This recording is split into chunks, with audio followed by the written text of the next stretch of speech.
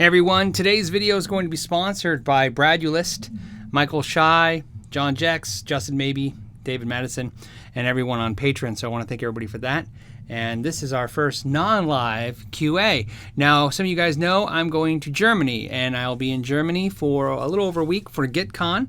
And Guitcon is the first ever event that is 20 or so YouTubers in the guitar community, basically hanging out for the week, collaborating with videos, and collaborating not only with other YouTubers, each other, but collaborating with companies to review certain products. So there'll be companies like Marshall, Hughes and Kettner, Schecter, PRS, Joyo, Vox,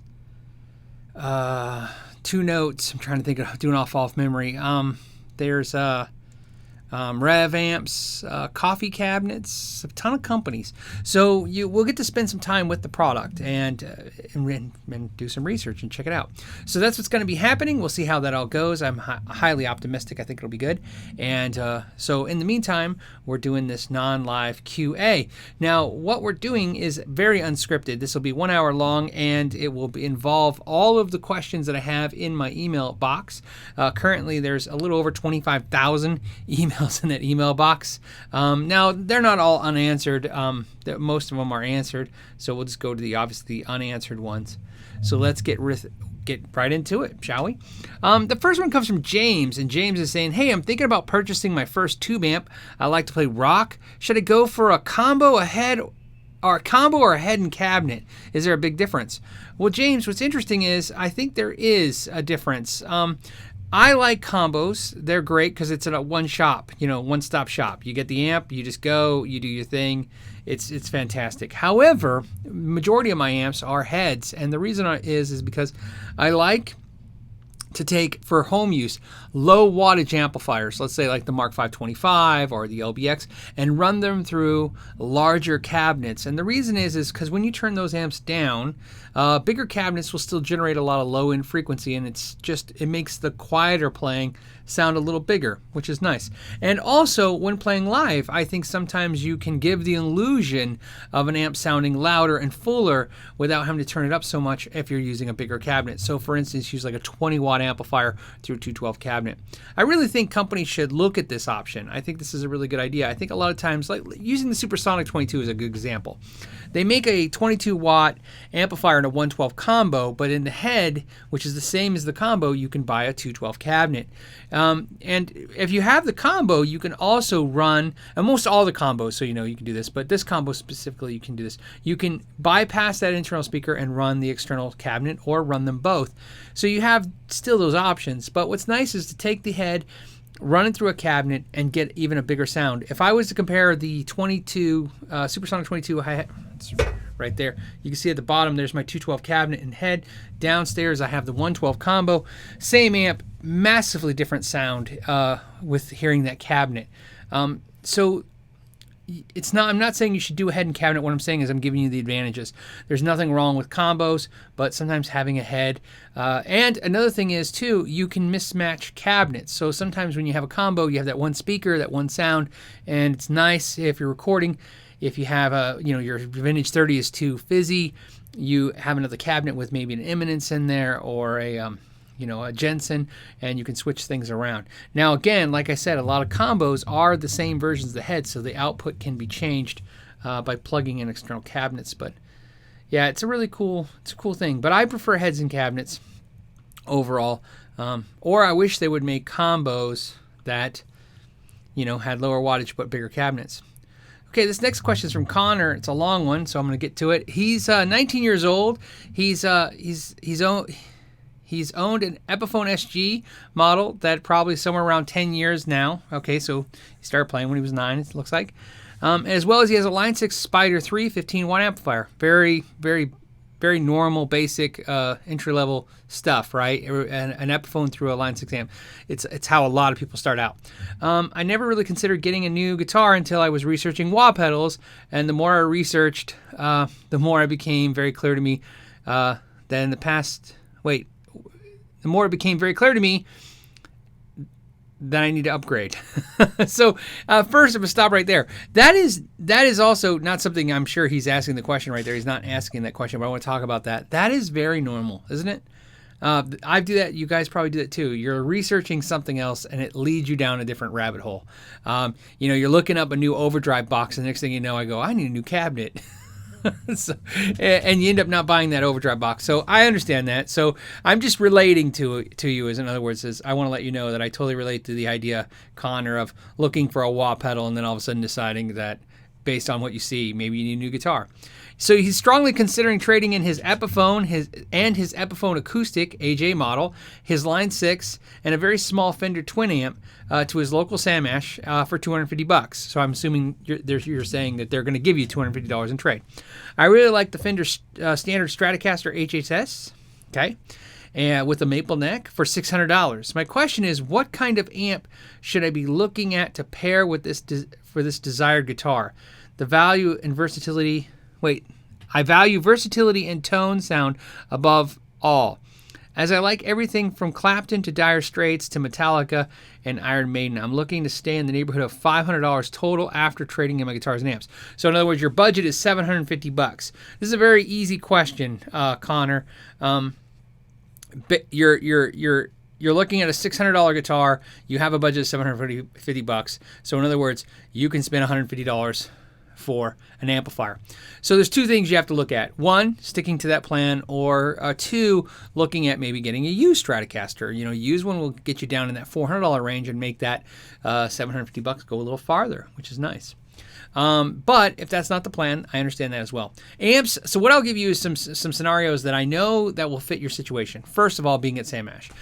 For $150, I would look at looking at used amps for sure.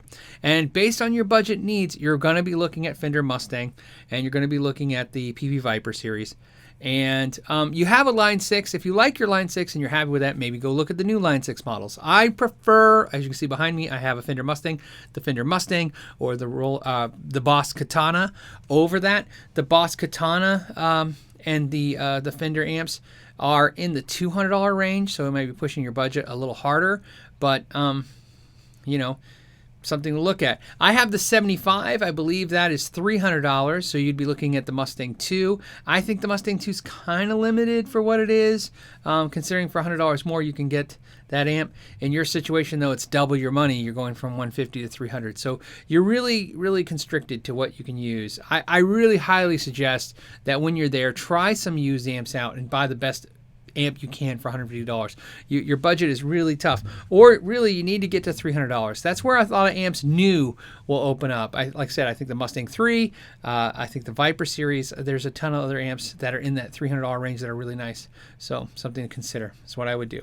And all those amps are versatile. I like my Mustang 3, and I like the Katana as well. I have a Viper amp. I've never, well, I want to say never played it. I just really haven't played it very much. It's downstairs. It's actually in the. I have a storage area. It's in the storage area, and I tell myself every month I'm gonna open it up and look at it and figure it out. And I got it to do a review, a comparison of some modeling amps, and I just never had the time to. Actually, I'll back that up. I started messing with it a little bit, and then I just got distracted. It just. I thought for me personally, I thought the Mustang was a faster, easier amp to comprehend and get into and get going. So Christopher's got a question. It says, hey, I just want to tell you that I very much enjoy your reviews on YouTube. I appreciate that. Thank you, Christopher. I feel that you do a great job explaining the information that you're talking about. I am new to trying and learn how to play and work on guitars. So I count heavily on a lot of the information from YouTube. Some great stuff, and, well, the other stuff is out there. It's good. Okay, I just turned 50 last May, and I decided I want to learn guitar. The question that I have for you is, what kind of direction should I go to learn to play? I work super crazy hours. I'm on call 24/7, 365 with the railroad, and I am a visual learner. I've tried to take some lessons, but with my work schedule, that's almost impossible. So can you give me some good advice on a route to go? I do have great respect for your opinion. I appreciate that, Chris, a whole lot. And I definitely empathize for your situation, because I think that is probably one of the most relatable situations you can possibly have, which is no time. It's just huge. So I did a video about this, and I talked about if you can't get a teacher, you have to learn to teach yourself. Okay, so look for that in the catalog. That will help a little bit. But I'll give you a synopsis, and I'll add some to it right now. So learning, if you're with your issue, you got to understand, be realistic. Okay. A lot of times, I think everybody's so eager to go 110 miles an hour. In other words, I want to go to lessons every week. And I can't do that. So because you can't do that, you don't do it at all. In other words, 110 miles an hour or park the car. And yet there's other options. You can drive 20 miles an hour. So in other words, what I'm trying to get at is don't feel bad that you can't meet a schedule. Also, sometimes don't look at value the way sometimes we traditionally look at value. Let me give you an example of that. So let's say a teacher wants $25 a lesson, and that's $100 a month, and you get 4 lessons. Okay. But you can't commit to that. Or worse, you commit to that and you can't make them, so you lose out. Either way, you feel like, oh, that's money lost. Now, I always say, well, do you ask the teacher how much to do ad hoc? In other words, how much to just say, hey, if I contact you and I have time next Thursday, can you make a lesson? And a lot of teachers will tell you this silly, stupid answer. I know, because I've had many teachers work for me. No, it's all or nothing. And I always tell people that's never an answer. They just say that because they don't put any thought into it. What I tell people is, throw a scenario. If I pay you $30 for a lesson or $35 for a lesson, will you do it ad hoc? In other words, if I call you and you have time, can we do it? And a lot of times, what most teachers, if they're smart, they'll go, yeah, why not? What you're asking them is, hey, if I contact you, if I reach out in today's modern age of texting and emailing, if I don't even have to call you, if I email you and say, hey, do you have an opportunity for a lesson next Thursday when I have some time off of work? I just got my schedule. Can we do a half-hour session or an hour session? And that's the best way with your schedule. And I think that's the most effective way. And the reason is this. I really think that when you're a child, when you're a kid and you start guitar, structure is important, because structure is important for every child. So going to a ritual, like in other words, a weekly habit every week, and having a habit of practice every week, those are good fundamentals for kids, and why not? And not all kids are going to react to that the same, but it's a good thing to suggest. Adults, you don't need that. You don't need structure. You don't need, this. This is something you're doing because you enjoy this. And if you enjoy this, you want to do it. So my point is, don't worry about that. You don't need you don't need an instructor. You don't need a teacher to just teach you stuff. You need a tutor is what you need. I tell everybody that's what really everybody should start looking at. Guitar tutoring. You can learn stuff online. So like you said, you're a visual person. Learn some stuff online. I always tell people, have you tried learning a lesson on YouTube? And a lot of people tell me, oh, YouTube is amazing. I learned so much on YouTube. And then sometimes they say, well, I started learning on YouTube and I got, kind of everywhere and it kind of got lost. And I would say, well, have you ever thought about when you're watching a video, because this has happened to me, and I've done this, so this is from experience, watching a video and I'm just lost, stuck, and I can't move forward. I just write down where I'm stuck on the video and then schedule a lesson, a tutor session with somebody that I trust, and then on their laptop or my phone or whatever, we pull it up and I go, look, this is what I'm learning. I'm lost. Get me through this. And a lot of times, no, actually every time it's worked out. They're like, oh yeah, this is what's wrong. And they slow it down or they change the way it's learned. Or I've had this actual experience where they told me, don't learn this. This guy is not right. And that was their opinion, but they were, I feel confident with what they told me and I went with it and it was good. So in other words, be open to different ways to learn. If you're a visual learner, then obviously videos and one-on-one instruction is going to be great. But like I said, look at one-on-one instruction as not an alternative to videos, as a and videos. Right? I don't know why I'm lost with that statement, but instead of an alternative, like I said, it's an addition to. So that's what I recommend to you. And I hope that works out. I hope that's advice. And let me know if you can't find an instructor that will do like an ad hoc type lesson. I'm always interested in that because I understand some teachers are busy. I have teachers that have worked for me for many years that are so busy they just couldn't do that. I understand that, right? They're busy. But a lot of instructors, plus also keep in mind lessons are seasonal. So a lot of instructors thin out during the summer and Christmas. So although those are busy times for a lot of people, if you know that, now you know that summertime and the holiday season will be a little tighter for instructors. They're going to be more willing to do those ad hoc type things. So it's a win-win. So keep that in mind. Okay, let's go to another question. We got Kevin here. Kevin says, Kevin, Phil, I'm looking for a chorus pedal. What pedal is your favorite? ?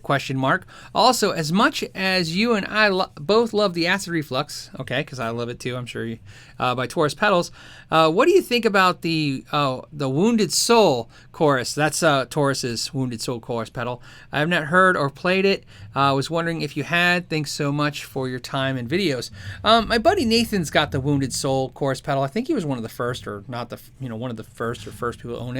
I'm not a huge chorus pedal fan. I use it sparingly, although I like it. To me, I think it's a cool way to get that Eric Clapton kind of sound. I think a lot of people figured that about him. But I use the Boss chorus pedal. And I have an MXR micro chorus, which has one knob, and I really like that pedal, but for some reason I always go back to the Boss chorus pedal, and I think it's because as some people look at Boss and they look at all these new boutique pedals as being so fancy and so great.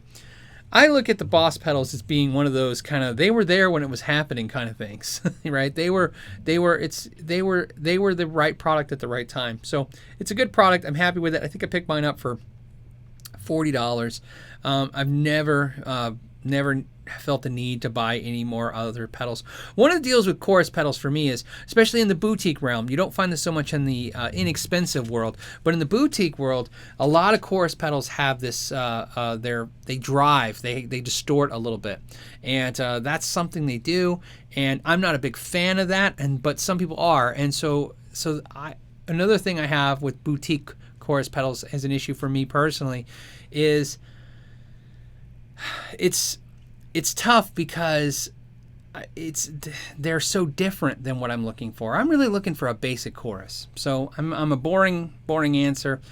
So to answer your question about the Wounded Soul, I'm sure it's good because I think Russ makes good pedals. Nathan seems to like his. I listened to Nathan when he was playing it, although I wasn't very interested because A, I wasn't interested in a chorus pedal, and B, I already had my Boss, and that's where I am. But I'm sure people are going to have great suggestions. Put those in the comments. Let him know what kind of chorus pedals you've had great experiences with, or pedals you've tried to stay away from, and see if that helps. And I think other problem too I have is a lot of chorus pedals, a lot of chorus effects I got back in the day from Rack Gear. So there you go.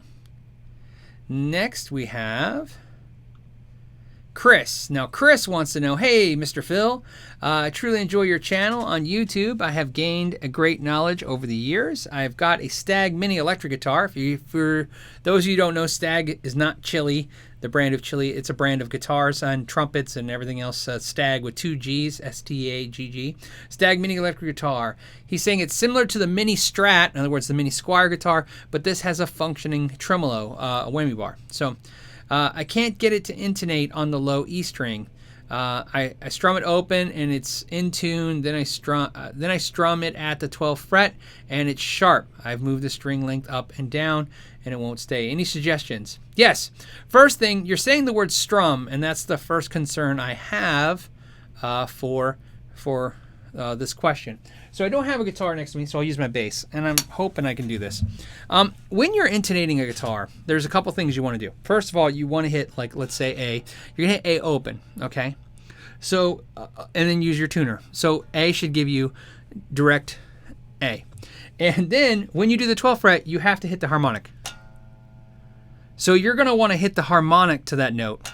Now, there's a reason for that, and I'm going to explain in a second. So, for instance, like on this, on the G, if it was open G, and then there's the harmonic.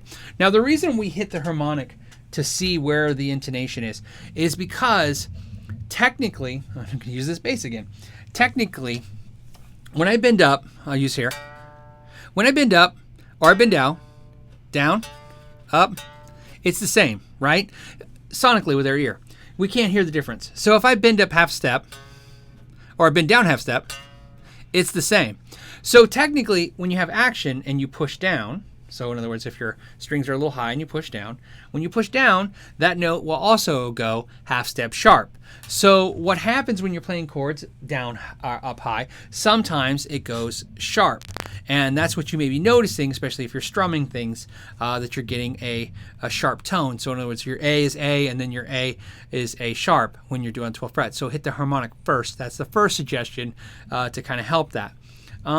Now, that should help a lot. Now, keep in mind, small guitars are very hard to intonate because they're like they're like 23 and made-upness scale. So the other thing is, with your low E, the first thing I do, and what I've done with small guitars, 3/4 kid-sized guitars, I always get out the measuring tape and measure the distance between the inseam of the nut and the saddle on the low E string. And what I want to do is I want to measure off of where the string breaks over the nut. So basically where the string is starting.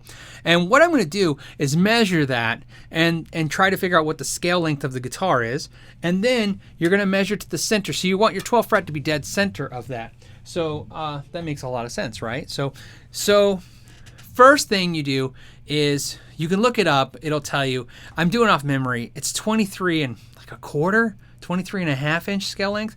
Let's use a standard Fender Strat so we can stay sane.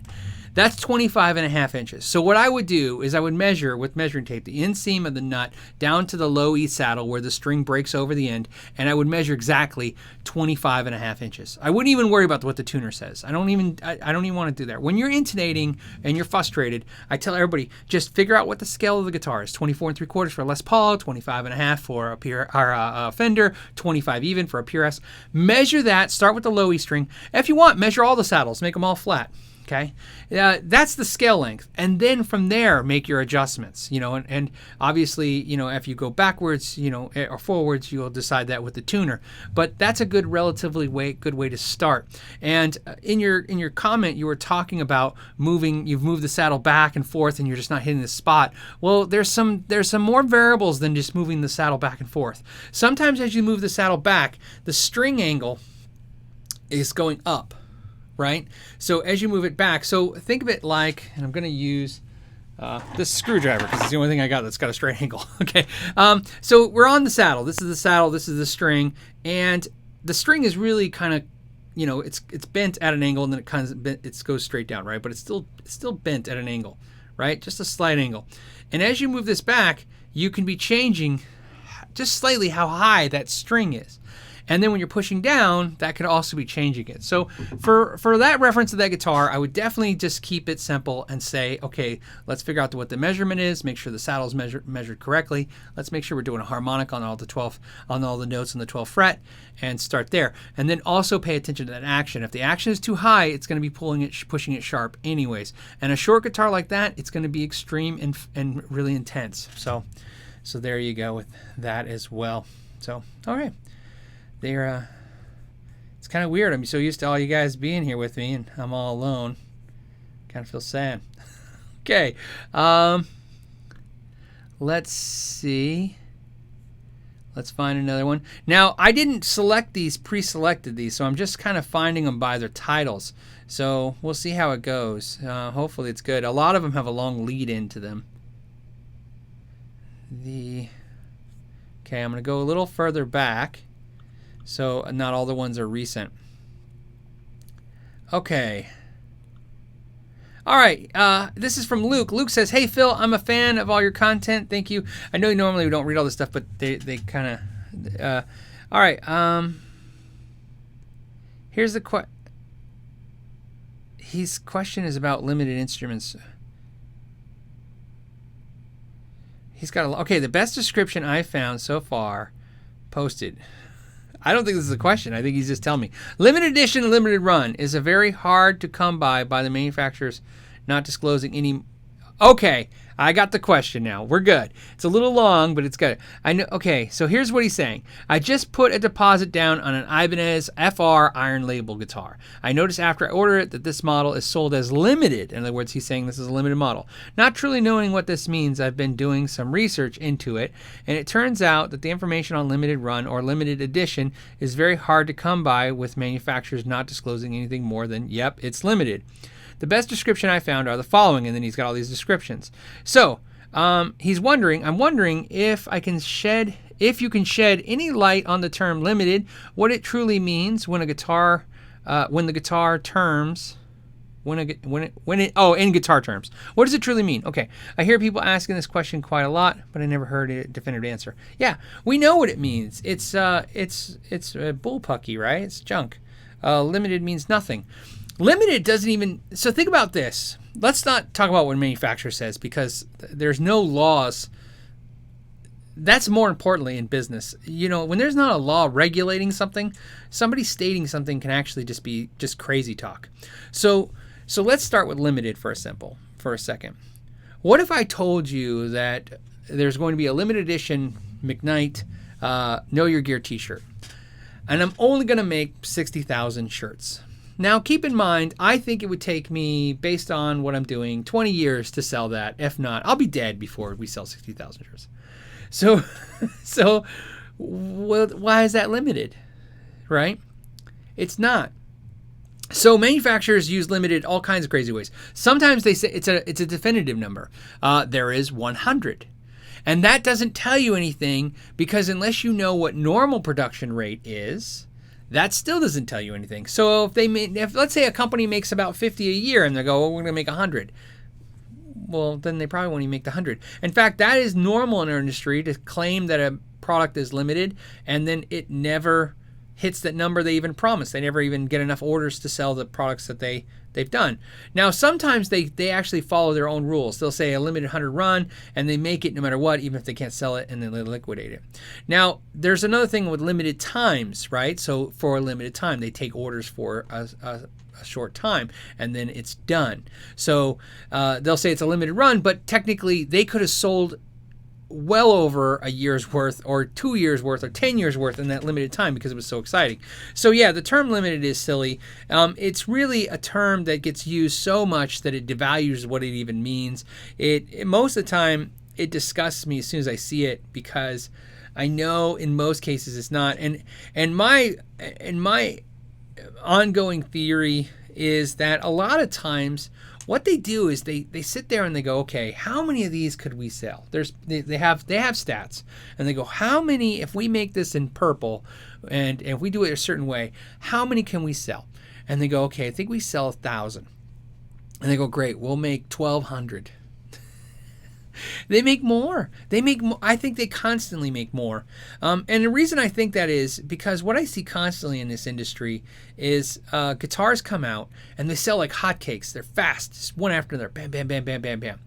And then before the limited run is ever finished, there's tons of used ones in the market already competing with the first run. And we've all experienced it, right? You go to get it, it's sold out everywhere. It's sold out everywhere. It's sold out everywhere. Everybody on Reverb and eBay is asking $100, $200 over the cost or the street price. And then 3 months later, the second order comes in of them, and this order is so big that it's just, now all of a sudden they're on sale for the next 8 months. So to answer your question, limited doesn't really mean anything. The only thing you know is that it means non-production, which means they don't have an intention to keep making them as a standard line. So that's cool. One company that I think is really good at doing limited runs is Fender. I think they're one of the best at doing that stuff. The FSR runs, Fender Special runs. I don't think people really understand. I've seen them put out product lines, and I've seen them go both ways. I've seen them put out a product line that was limited to like 500 pieces, sell out in a minute, and then come out with another limited run of that same product and go, oh yeah, no, it's, and I can't prove this, but I swear one time, because it was driving me crazy, I swear they told me once they were going to make guitars up until like June. They go, it's limited run up to June, and then and they were doing great. And then June ends, and then they go, no, we're taking orders up to June. We're going to keep making them. And so it was like June 20th, because they called me and they go, you want to order anymore? And I go, well, no, you said you're done. It's done in 2 days, right? And they go, no, we're just taking the orders up to the end of June. And so, I could be wrong, but I remember it feeling like, that's not what you said originally. You said you were going to make them up till June. And now you're saying you'll take orders and make them until, you'll make them forever, but as long as the orders, until the orders are fulfilled. But Fender does this thing where a lot of times they'll make an FSR run of amps or guitars, and they'll make 200-300. And they don't disclose how many, but it's usually a day or half a day's run. So it's not really a lot of product. So it's pretty cool. But yeah, we've all kind of felt that. So put that in the comments too, if you guys, anytime you bought a limited guitar, tell me both. Tell me when you bought a limited guitar or limited pedal and you were like, wow, right? And what a great idea. I got it before it was too late. And tell me if you've ever had the experience where you got it. I've had that experience, both. I've had it where I'm like, wow, I'm glad I got it. I've also had experience where I bought limited and I bought it, and then, everywhere after that was cheaper and no one wanted them, because there was probably me and 100 other people that wanted them, and they made 500. So it happens. And they sound good, but they're really comfortable. Okay, so here's a question from Matthew. Matthew's got a long question. I've been into coil split options on guitars. I've been into the coil split options on guitars I used to perform. I think it's a separate comment. Most of the set is clean. I'm using single coil tones through a compressor pedal, but I prefer the saturation and tone from a humbucker for the overdrive sounds. That makes total sense, right? You're going a lot of switching though, but okay.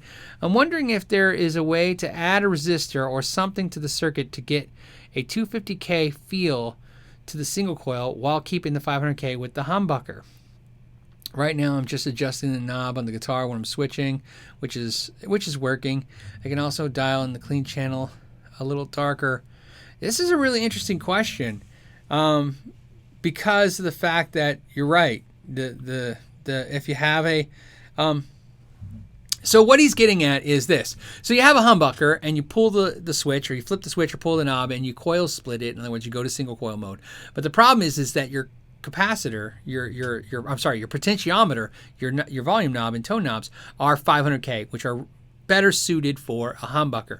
So when you go to single coil mode, you're getting a lot of high, harsh tones out of that single coil because what's nice about Fenders and Telecaster Stratocasters single coil pickups is that the single coils, 250K adds some resistance, and that resistance kind of mellows those high frequencies out. So I have not seen, I'm sure there's got to be a circuit out there, but I have not done or seen one where I've seen where somebody coil splits and then put like a resistor in there. My guess is I just don't see where it would work. That's a really interesting thing. Fender's the only thing I've seen close where they use on the Tim Shaw humbucker Strats HSS. They have it dual stack potentiometers where the humbucker runs through a 500K and the single coils run from a 250K, but you're going to be coil splitting, so that's the problem you're going to have. So the only thing I can think of, oh no, there's your answer. So you'd have to find that dual stack pot, so it's a 500 250K potentiometer, so they're separate. And what would happen is you would have to run the pickups to the switch, which is going to split them, so that the single coil switch routes it. When it goes to single coil, the signal gets routed to the 250K potentiometer, and then when you flip it back, it would get routed to the... so there's a way to do it because that would all work out. So that's what you need to do. You need to find a dual stacked 500K and 250K, and the reason why that's important is because it doesn't matter where you turn the knob, they'll both be... they'll be the same, right? You're not running two separate different points like a push-pull pot. It's not a push-pull stack. It's just a stacked. You're just literally putting a 250K and a 500K potentiometer on each other and then routing through them. So, you know what? I might actually mess with that now. That might be fun. I never thought about it. It's really cool. Really good idea. That's really cool. And so for the record, I think that's the best way to do it. Find 250K and 500K stack pot, and when you coil split to, so when you pull that switch and you switch it, you need the signal then to go to the 250K. There's got to be a way to wire it up. I'm sure of it. So I appreciate it, Matthew. Cool question.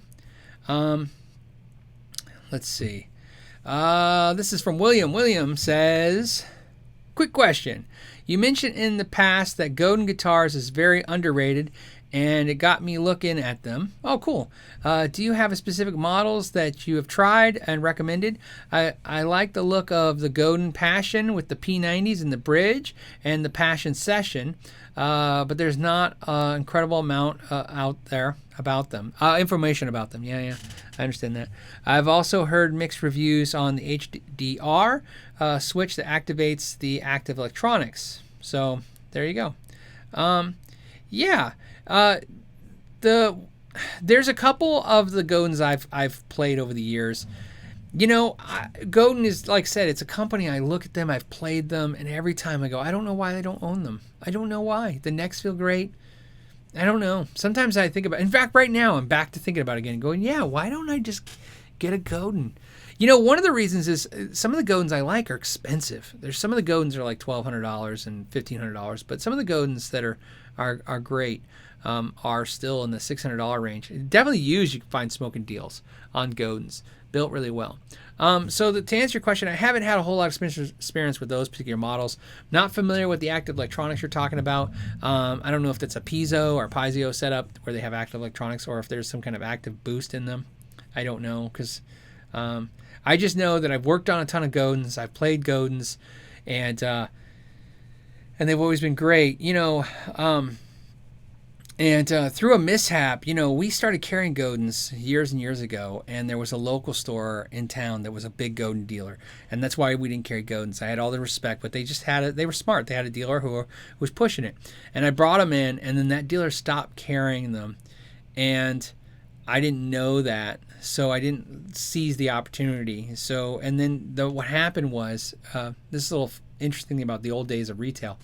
When a store supplies a lot of product through an area and then stops carrying it, over time, like a year goes by, then there's no real that customer base which was used to that demand. In other words, you had a base of customers that were fans now of that product line. They slowly attrition out over time. So that's what kind of happened. So the store stopped carrying it. I wasn't aware of that they stopped carrying, which would have been my opportunity to carry it.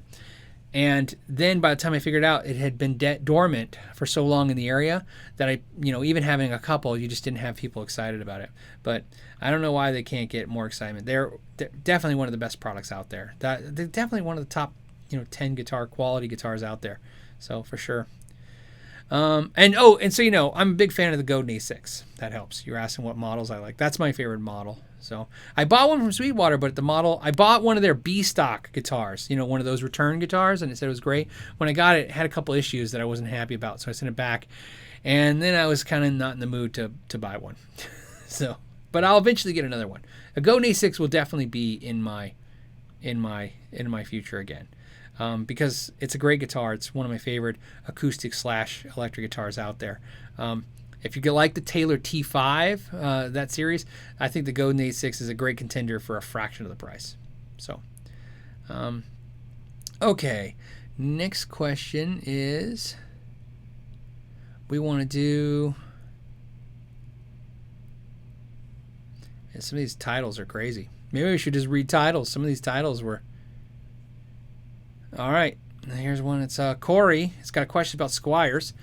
Hey, my Squier 2 Stratocaster from 1988-89 needs some electronic rehab. Yeah, scratchy noises in the volume pot, switch, output jack, tone pots don't really seem to do much. I'm handy enough with the soldering iron. Somebody always gives me crap about soldering. I think soldering. How do you guys say soldering? I say soldering. Soldering iron. To replace parts, is there any recommended kit to just replace all that stuff?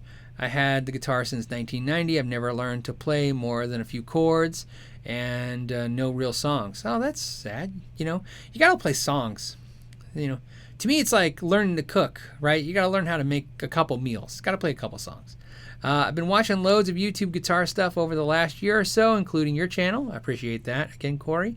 And I've been trying to get into the habit of plunking around on the guitar more frequently, but it's got deficiencies. Oh, the deficiencies are frustrating. Yeah, well, I think that's a separate thing. We'll talk about that too. I don't want to spend a bunch of money on an inexpensive guitar, but I would like it to work properly. I'm considering buying a different guitar, but as you can imagine, the powers that be consider buying another guitar. I can't play less than. He's basically saying he can't invest in more in the guitar in more. Okay, cool. I understand where you're coming from. Two things. First, Corey. Yes, I would gut all that junk out of there. Just kill it all. That 5-way switch, the tone pots. It's the easiest thing in the world to if you want a basic how to solder up a guitar, dude, a Tele and a Strat are the best. The first thing you do is you Google Seymour Duncan how to. Or you don't even have to Google Seymour Duncan anymore. Just Google Fender Strat wiring schematic or Fender Tele schematic, which in this case you're going to go with Strat. So you Google Fender Strat wiring schematic, bam, a color-coded schematic will pop up on Google Images. They will be right because they're always right, and it's just easy as, point and solder. You're going to need 3 potentiometers. I would just buy Fender ones. Why not? You can buy Fender parts pretty cheap. If you have a you're new to this, so I mean, there's no reason to go to Guitar Fetish or look around or do any crazy stuff. Just go on Amazon, type in Fender potentiometer, $250K. Obviously, if it's a Fender potentiometer for Strat or Tele, that'll be given, but Fender does make 500Ks. You'll get 3 of them. And you'll get the 5-way Fender switch for the American Strat. The switch will cost you $10 to $12. Potentiometers will run high at $4 to $7 a piece. So you're looking at what is that? $20, $30, $40 maybe.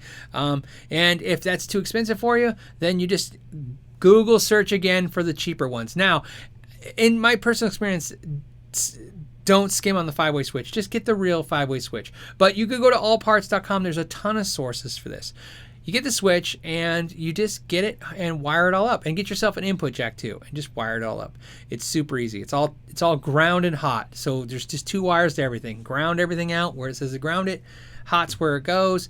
And all the Fender potentiometers will come with a capacitor, and so you won't need but one of them to wire up the tone pots. Wire it up like an American Strat, because that's even better. One of the really horrible things about Squiers is a lot of times they go with the vintage wiring, which is not to put the tone knob against the bridge pickup, which is a really horrible idea because the bridge pickup is really shrill. So, just go ahead and wire it the new way, which is the way it will come up in that Google schematic. But definitely learn to wire it up yourself. It's easy, it's cheap, it's great. Just don't burn yourself on the soldering iron. You got nothing to lose. You'll make it a way better experience. Now, if your budget crazy, well then, buy some deoxit and clean everything out. That'll probably fix 90% of those scratches and all that stuff. The pot scratching and all those horrible noises. And then what was the second part of that question? The second part of the question was, you learn to play a couple chords, plunking around. It's frustrating. Yeah, frequent. Okay. Yeah, that was the other thing. Okay, so you were saying that it's frustrating when you're trying to play guitar and the guitar is not playing well. And that ties into the second thing. I see that a lot too. A lot of people get burned out because the guitar is frustrating. And that's why sometimes I'm like, you have to make good decisions when it comes to this stuff. If your guitar is defective, in today's day and age, your guitar is worth something. Even if it's scratchy and all this stuff, sell it off, take that money, invest into a better guitar. But I hate hearing that people are like, well, I don't want to practice because it's really it's horrible to play or it sounds horrible. And they're like, I'm going to push through. And they say things like, well, if I learn a couple more songs or if I stick to it, then I'll invest in it. And I'm like, I do understand that logic. There's nothing wrong with being practical, but also keep in mind that this is a passion, and passion needs that word, passion. You have to be inspired to want to play. It doesn't mean you have to buy expensive stuff. It just means you have to want to pick it up. I tell people, I go, if your guitar's sitting at a guitar stand, you're walking by, at the very least, you should feel guilty walking by, like, man, I should be playing that guitar right now. Right? Not, I need to fix that guitar, and if I ever do, I'll play.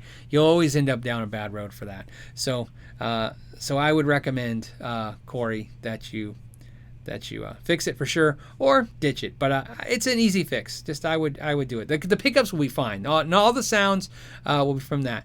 The other thing to keep in mind too is sometimes they get a static charge built up on them, and that can be fixed easy. Just take some static guard spray it on a polished cloth, or a polished cloth for guitar, or any kind of cloth. Just spray it on there. Just not when it's damp, but just spray it and then let it dry a little bit, and then just wipe down the pickguard area and the pickups. And if there's a static charge, it'll discharge that. That's a huge thing. I've done some videos about that.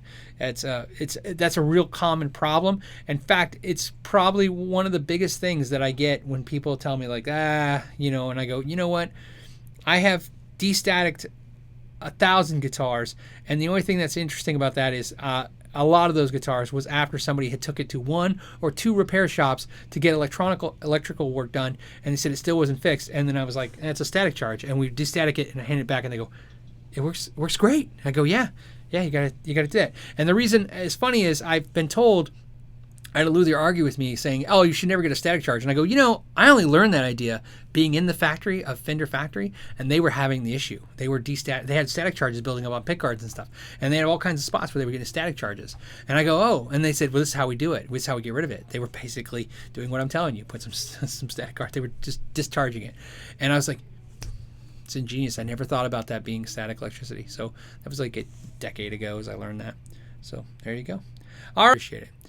And other than that, I want to thank everybody. I'll do it again so you guys see it. I want to thank all the sponsors, Bradulist, Michael Shy, John Jex, Justin Maybe, David Madison, and everybody on Patreon for doing this. If you guys don't know what this is about, it's the simple thing. The live shows have been growing, and I think it's great, and we want to continue to grow it. And the best way to continue to grow it is to do what we can to improve it. And so we looked at getting some sponsors, and we looked at companies, and all the companies we contacted were definitely interested. And it occurred to us, well, why don't we ask viewers to see if they want to sponsor? We have some Patreon members that are sponsoring these videos, and the reason they're sponsoring these videos is so that you know that the answers I'm giving are honest and unbiased, mostly because I'm not worried about butt hurting any companies.